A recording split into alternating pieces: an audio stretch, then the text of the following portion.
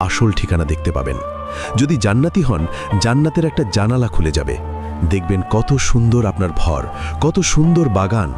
আর যদি জাহান্নামী হন, জাহান্নামের আগুন দেখবেন, সেই ভয়ে আপনার রূহ শরীর থেকে বের হতে চাইবে না, কিন্তু জোর করে বের করা হবে।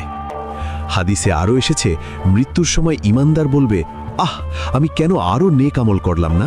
আর কাফের বলবে, হায়, আমি কেন ঈমান আনলাম না?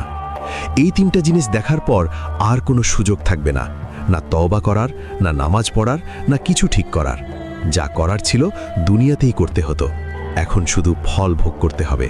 তাই এখনই সময় আছে, এখনই তওবা করুন, নামাজ শুরু করুন, গুনাহ ছেড়ে দিন।